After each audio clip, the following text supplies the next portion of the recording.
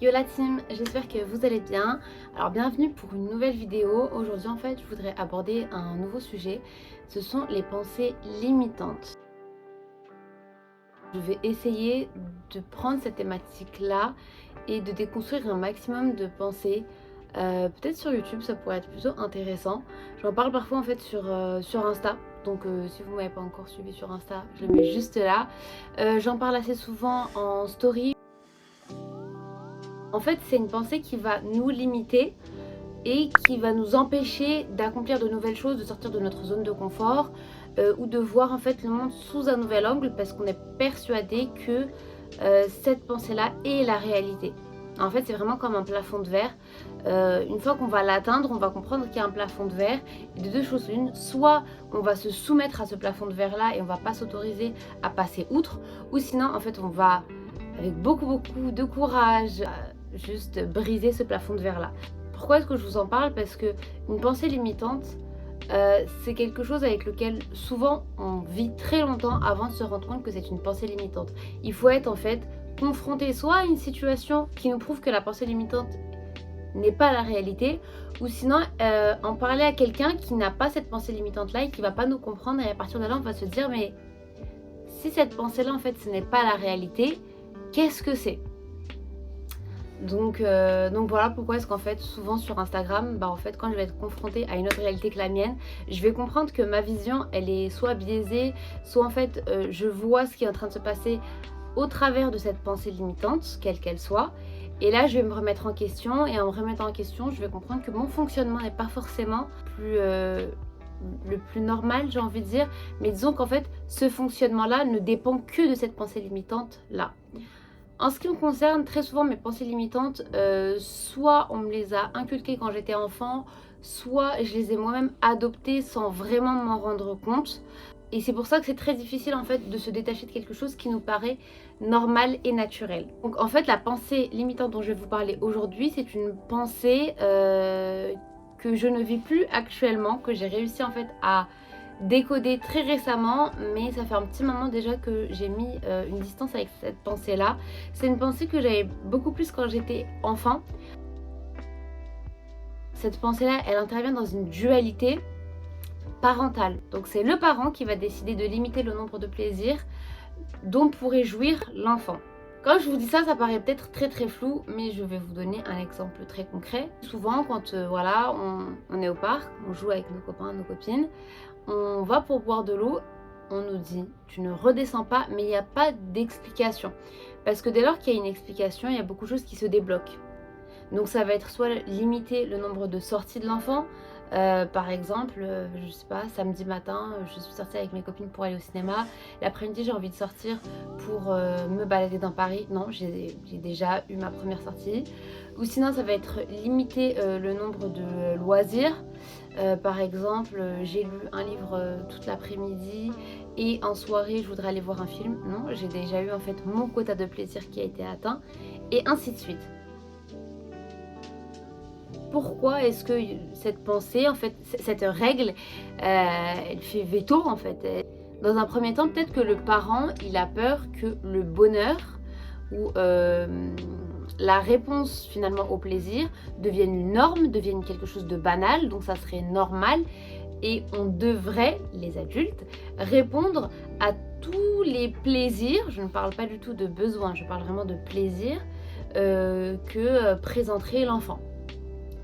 Et en faisant des plaisirs une norme, l'enfant ne comprendrait pas qu'il y a un effort qui est fourni derrière, que par exemple, je sais pas moi, le fait de faire plusieurs sorties payantes, ça a un coût et que c'est le parent qui gère ça.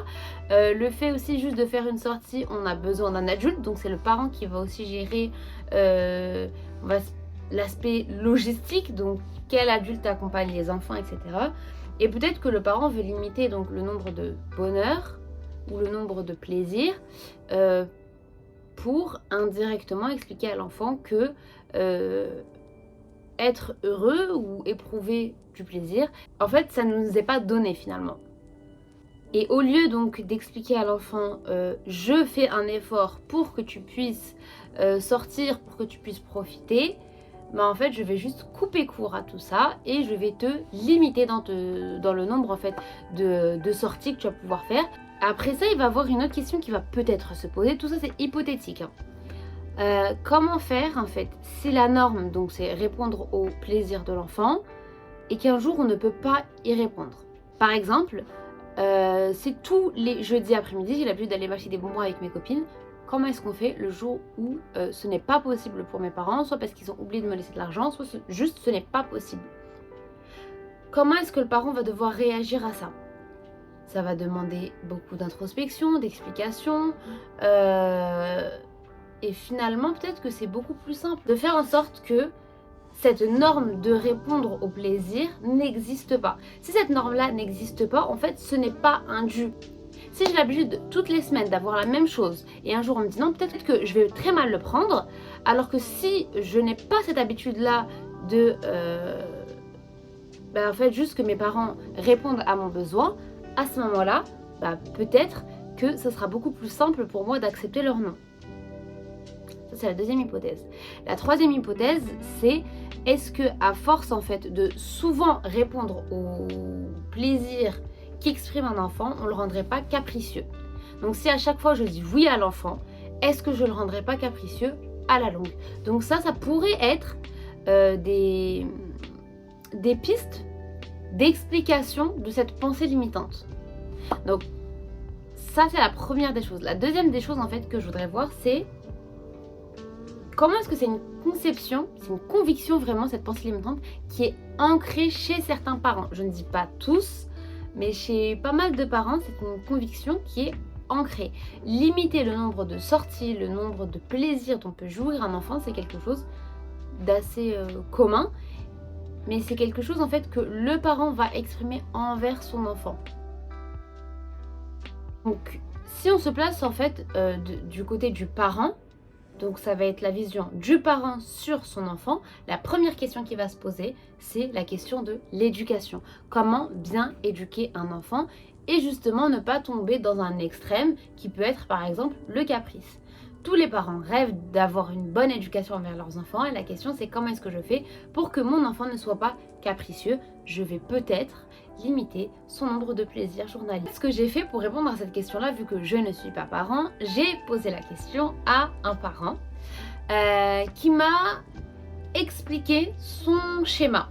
Donc en fait, j'ai vraiment demandé à ce parent-là, parce qu'il n'a plus vraiment d'enfants en bas âge, de se remémorer quand il avait justement cette pensée limitante-là et d'essayer de me l'expliquer le plus clairement possible. Donc je vais essayer de vous retranscrire ce que le parent m'a dit.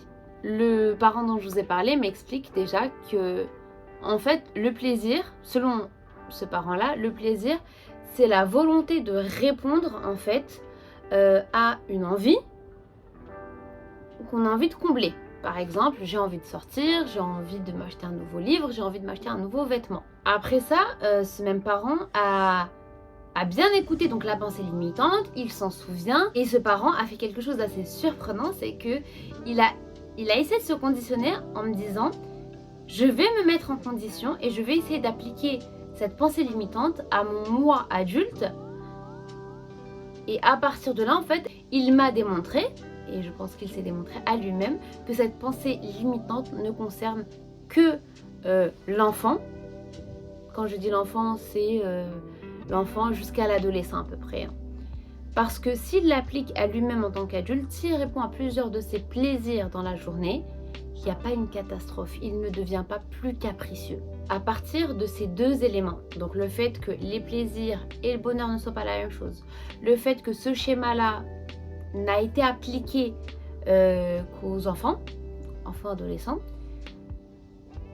ce parent-là a fait une conclusion assez intéressante qui est la suivante. Le parent a peur de donner une mauvaise éducation à son enfant et donc il essaye au mieux de donner la meilleure éducation possible parce qu'il a peur finalement de mal faire en donnant trop à son enfant. En fait, et là je peux comprendre, si on donne trop à un enfant, si l'enfant n'a pas de limite dans le sens où il n'y a pas d'éducation, il n'y a pas d'explication, l'enfant peut devenir capricieux. Et donc c'est dans cette conception-là que la pensée limitante, en tout cas de ce parent-là, s'est forgée. Il s'est dit, si je le limite, si je mets des limites, l'enfant ne pourra que bien s'éduquer finalement. L'éducation sera la plus fluide possible.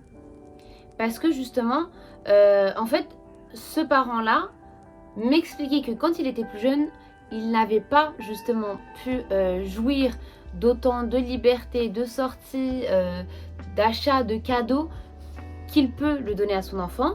Mais tout de suite, en fait, il y a deux extrêmes qui vont s'opposer.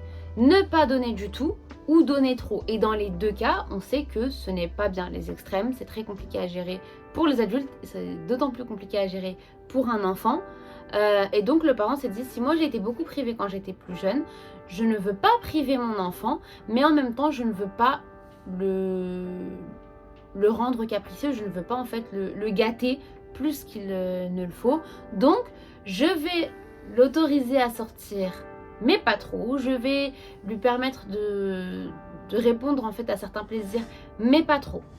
Donc ça, c'est la vision du parent sur une pensée limitante qu'il a lui-même appliquée à son enfant. Maintenant, on va essayer de faire l'inverse. On va essayer de voir comment est-ce que l'enfant voit sa situation en tant qu'enfant et comment est-ce qu'il est face à cette pensée limitante-là. L'enfant que je vais prendre, c'est tout simple, ça va être moi, parce que moi, je me souviens très bien de cette pensée limitante. C'est une pensée limitante qui a été ancrée en moi quand j'étais beaucoup plus jeune. Et comme je vous ai dit au début de la vidéo, j'avais un peu de mal à m'en défaire. Donc, il y a plusieurs étapes. Au tout début, il faut savoir qu'on ne comprend pas cette règle qui nous paraît injuste. Quand on me dit non sans m'expliquer, je le vis comme une injustice. Même si le parent ou l'adulte en face de moi a sans doute raison, le fait de ne pas expliquer à l'enfant, ça va à l'encontre même de l'éducation qu'on veut lui donner. Donc il va y avoir plusieurs choses. Premièrement, je vais beaucoup remettre en question mon comportement. Est-ce que j'ai fait quelque chose de mauvais pour qu'on me punisse? Et après ça, je vais comprendre que, en fait, un manque de communication. Parce que finalement, mon comportement n'est pas différent des autres jours et pourtant, on me retire quelque chose. Donc, c'est pas mon comportement, c'est peut-être que j'ai du mal à comprendre ce que mon parent ou l'adulte est en train de me dire. Ou encore, tout simplement, que l'adulte ne m'a pas dit pourquoi il avait dit non. Et cette pensée, elle va être érigée comme une norme de vie, mais ça va pas du tout être expliqué. Et donc ça va vraiment renforcer ce sentiment d'injustice. C'est une pensée qui n'existait pas, qui à un moment est apparue et qui fait maintenant partie de notre quotidien sans qu'on comprenne pourquoi est-ce que c'est non, depuis quand est-ce que le non il n'est pas justifié et pourquoi il n'y a pas eu d'explication en fait à tout ça. À partir de là, donc il y a eu l'injustice d'un côté, il va aussi avoir la création du sentiment de frustration. Quand je ne peux pas répondre à mes besoins en tant qu'adulte, je suis frustrée, sauf que je peux mettre des mots, je peux expliquer la frustration. Quand on est enfant, on ne réagit pas du tout pareil. Ça veut dire que quand on est enfant, la frustration elle va s'expliquer différemment. Souvent, ça va être par deux émotions majoritaires, donc la colère et la tristesse. Ça va s'exprimer comment concrètement? Par des cris ou des pleurs, parfois les deux, sans expliquer en tant qu'enfant à l'adulte que nous sommes frustrés par ce qui est en train de se passer, par l'injustice qu'on est en train de vivre, parce qu'on ne sait pas encore mettre des mots sur tout ça. C'est bien plus tard quand on grandira qu'on va comprendre que à ce moment-là, j'étais dans une situation de frustration et je ne savais pas comment l'expliquer. Donc j'ai pleuré, j'ai crié et parfois même encore adulte, on continue d'avoir ces mécanismes-là. Et il y a une troisième chose, donc il y a la colère, la tristesse, mais il va aussi avoir le caprice. Beaucoup d'enfants font des caprices lorsqu'ils sont frustrés. Et souvent, la frustration vient d'un manque de communication. Donc le caprice, très souvent, ça vient en fait répondre à un manque de communication en amont. Donc finalement, les parents qui voulaient absolument éviter le caprice en limitant le nombre de plaisirs de leurs enfants, parfois ils poussent finalement au caprice de l'enfant. Maintenant que l'enfant a compris que c'était injuste, qu'il était frustré, il va faire quelque chose que je vous déconseille de faire, c'est il va essayer de contourner la règle. Contourner la règle, ça veut dire concrètement comment faire en sorte de pouvoir en fait répondre à plusieurs de mes plaisirs sans être confronté au non de mes parents. L'enfant qui est en train de jouer au parc, il sait très bien que s'il remonte, il ne pourra plus descendre. Il va faire quoi? Il ne va pas monter boire de l'eau. Il va pas monter pour aller aux toilettes. Il va rester le plus longtemps possible. Sauf que là, il y a un vrai souci. Parce que c'est sa santé qui est mise en danger par ses parents, mais ils ne s'en rendent même pas compte. En fait, c'est quelque chose d'assez connu. Le fait de s'hydrater et d'aller au petit coin, c'est super important. Le fait de ne pas le faire, de se priver de ça, ça peut engendrer des très gros risques sur la santé. Ça soit la déshydratation et ou en fait tout ce qui est infection urinaire et après ça remonte jusqu'au rein, infection rénale. Et je vous promets que c'est vraiment pas bon pour la santé. Sauf que le parent, en voulant bien faire finalement, il va aggraver les choses. Pourquoi? Parce qu'il n'a pas bien communiqué avec l'enfant. Je parle vraiment que du cas où le parent n'explique pas à l'enfant, il n'y a pas de communication. Une fois adulte, l'enfant qui a subi justement cette pensée limitante, il va se confronter à la pensée limitante en tant qu'adulte. Pour comprendre tout ça, il va confronter la pensée à la réalité, comme l'a fait le parent avec qui j'ai pu échanger, et il va comprendre que lui, en tant qu'adulte, s'il répond à plusieurs de ses plaisirs, il n'y a aucun souci. Donc là, il dit « Ah, tiens, c'est bizarre comme pensée limitante ». Après ça, il va se dire « Je vais essayer de la confronter en me projetant sur un enfant ». Donc, est-ce que, par exemple, si j'autorise mon enfant à sortir 2 fois ou 3 fois dans la journée, il va forcément être capricieux? Si la réponse est oui, il est forcément capricieux, bon, on pourrait peut-être justifier la pensée telle qu'elle est, en se disant que le parent veut se prémunir justement de ça, et il a fait au mieux. Si la réponse est non, là il y a une question qui va se poser. Si l'enfant il n'est pas forcément capricieux, pourquoi est-ce qu'on m'a limité? Mais dans le cas où l'enfant n'est pas capricieux, c'est juste parce qu'il y a eu un manque de communication en amont. Finalement, en fait, le caprice, il va découler de l'éducation et de la communication. En fait, c'est vraiment ce rapport communication-éducation qui va faire que le caprice va être créé ou pas. Maintenant, si on va un peu plus loin, et si l'énoncé que je vous avais dit au tout début, qui était limiter le nombre de plaisirs de l'enfant, n'était pas complet? Et c'est là où ça devient vraiment intéressant. En fait, en échangeant avec ce parent-là, j'ai compris que la pensée limitante qui me concernait n'était pas complète. C'est limiter le nombre de plaisirs pour pouvoir répondre aux tâches quotidiennes. Ça veut dire qu'en fait, le parent, il ne dit pas à l'enfant « n'aie pas beaucoup de plaisir » ou du moins « tu ne vas pas pouvoir répondre à tous tes plaisirs ». Il dit à l'enfant « tu peux répondre à certains plaisirs, mais à côté de ça, il y a aussi des choses à faire, comme des tâches de la vie quotidienne, faire son lit, se brosser les dents, après quand on devient un peu plus grand, plier le linge, faire la vaisselle, faire les courses, faire à manger, faire sa lessive. » En fait, et j'en suis persuadée, le parent il essaye vraiment de créer un équilibre entre les plaisirs et les tâches en fait de la vie quotidienne. Ce qui fait que il dit à son enfant tu as le droit de sortir mais n'oublie pas de faire tes devoirs. Ou peut-être qu'il le dit pas et c'est là le problème. Ou tu as le droit de lire un nouveau livre ou de faire du shopping mais n'oublie pas que tu dois passer l'aspirateur dans ta chambre. Et à partir de là, la pensée en fait elle se brise toute seule. Le parent n'essaye pas de limiter le nombre de plaisirs de l'enfant. Il essaye juste de l'éduquer au mieux et notamment l'éduquer en fait à la vie de tous les jours, aux tâches quotidiennes de la vie et aux choses qu'on ne peut pas décaler. Par exemple, une sortie, si je la fais aujourd'hui ou demain, finalement ça ne change pas beaucoup. Par contre, faire une lessive ou faire la vaisselle, quand ça s'accumule, ça devient beaucoup plus difficile de le faire. Donc peut-être que le parent, il essaye juste de, bien éduquer son enfant pour éviter qu'il soit capricieux. Parfois, il ne le fait pas de la meilleure des manières, mais il essaye finalement. C'est pas l'essentiel, mais c'est bien 50% de sa tâche. C'est essayer de faire au mieux. Et de deux, c'est essayer de lui expliquer qu'il y a une vie en dehors juste du plaisir. Et donc qu'il faut faire les tâches de la vie quotidienne. À partir de là, en fait, la question de l'éducation, elle prend vraiment tout son sens. Et je vais aller plus loin. La question, je la formulerai comme ceci. Comment faire en sorte que mon enfant puisse profiter pleinement de son temps libre pour faire et les choses qui sont agréables à ses yeux et les choses qui sont un peu moins agréables à ses yeux. Sachant que sur la deuxième partie, je dis un peu moins agréable parce que ça dépend vraiment. En ce qui me concerne, par exemple, faire mon lit, ça m'aide énormément. Que ce soit ranger mon armoire, que ce soit passer l'aspirateur, ce genre de choses. En fait, moi personnellement, c'est des tâches que j'apprécie faire. Il faut juste que je m'ordonne assez pour les faire au bon moment, mais c'est quelque chose vraiment que j'apprécie parce qu'il y a un sentiment de propreté, il y a un sentiment en fait d'organisation. En fait, ouais, j'ai l'impression que quand ma chambre elle est bien rangée ou quand mon espace de travail est bien rangé, c'est beaucoup plus fluide. C'est comme si j'avais fait la moitié de mon travail déjà. Parce que je suis bien dans ma tête, ma chambre elle est propre, mon bureau il est propre, hop c'est bon, c'est parti.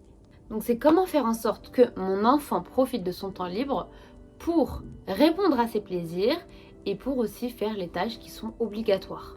Mais au lieu de tout expliquer parfois, et je peux le comprendre en tant qu'adulte ou en tant que parent, ça peut être de temps en temps compliqué à chaque fois de répéter. Donc le parent, au lieu d'expliquer tout ça, qu'est-ce qu'il va faire?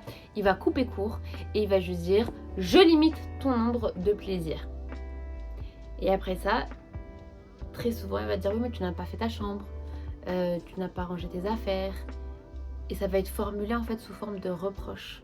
Alors que l'équilibre aurait pu exister si on avait pris le temps de parler, si on avait pris le temps en fait d'expliquer vraiment ce qu'on attend de l'enfant et pourquoi est-ce que c'est important de ranger sa chambre et pourquoi c'est aussi important de profiter de la vie.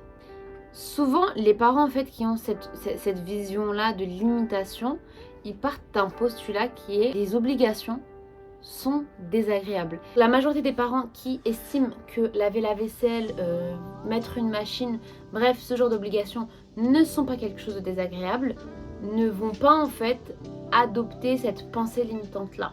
Parce que pour eux, faire des choses agréables et faire ce genre d'obligations là, il n'y a pas grande différence finalement.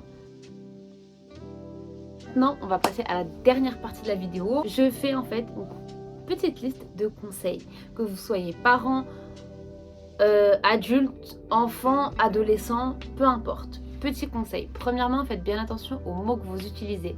La majorité des parents qui ont cette pensée limitante là vont avoir un vocabulaire négatif. Ils disent pas les obligations, ils vont dire les corvées. En ce qui me concerne, je fais super attention en fait aux mots que je vais employer à voix haute, mais aussi aux mots que je vais employer pour moi-même. Deuxièmement, en fait, il faut vraiment trouver l'équilibre pour avoir un temps pour chaque chose.